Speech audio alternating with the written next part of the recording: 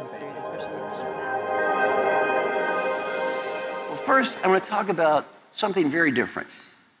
Why the key variable in almost everything is not a program, it's a person.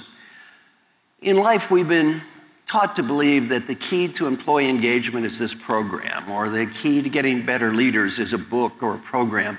Well, I'm going to share research that says that's not true. The key is the person. I'm a fellow in this organization, the National Academy of Human Resources, and they did a presentation on the topic of employee engagement. And I was the next speaker, so I kind of had to listen to it. Normally, I don't listen to any of the presentations, but since I was the next speaker, I kind of had no choice.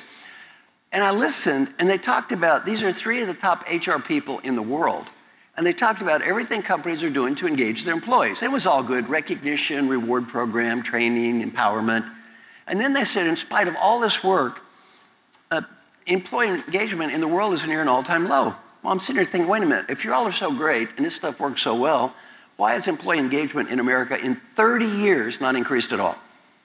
If everybody knows the answers, how come it's not getting better? Then I listened and I realized something. 100% of what these people said is, what can the company do to engage you? Absolutely 0% is, what can you do to engage yourself? Now, years ago, John Kennedy made a famous speech, one of the most famous speeches in history. He said, ask not what your country can do for you. Ask what you can do for your country. Everything that's been taught in employee engagement has been the reverse of the John Kennedy speech. It's been 100% of let's hear what the company can do to engage you, and absolutely 0% about what you can do to engage yourself. Well, there was nothing wrong with what these people said. I mean, I think companies should do whatever they can to engage people. The problem isn't what they did say. The problem is what they're not saying. They missed half of the equation. Well, I thought about this. I'm always on the airplane. I'm on a typical American Airlines 3-hour flight. One flight attendant is positive, motivated, upbeat, and enthusiastic. One flight attendant is negative, bitter, angry, and cynical. Have any of you ever been on that flight before? You have been on such a flight, right? Same pay, same uniform, same employee engagement program. What's the difference? The difference is not what's on the outside. The difference is what's on the inside. Well, that got me to thinking. I then looked at some research on a variety of topics, and I found a theme. The key to leadership development is not the program. It's the person sitting in the room. Everything in leadership development, what gets evaluated? Did you like the speaker? Who cares? Was lunch tasty? Oh, that's important. Was lunch tasty? Who cares about lunch?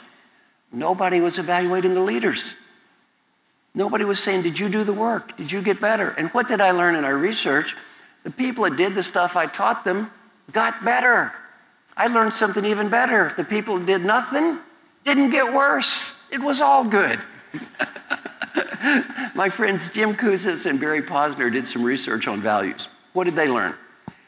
The key to engagement and values is not, does your company have a plaque on the wall? How many of you have little plaques on the wall with value statements and people, integrity, equality, customer? They all look the same, right? Nobody cares. Every company has a silly plaque on the wall. They all look about the same. Then they bring in a new CEO, and what do? New plaque, new plaque. Nobody cares about the plaque. The key is, can you live your own values? Then we did studies on meaning, happiness, and satisfaction. What did I learn? People who are miserable at work are miserable at home. They're just miserable people.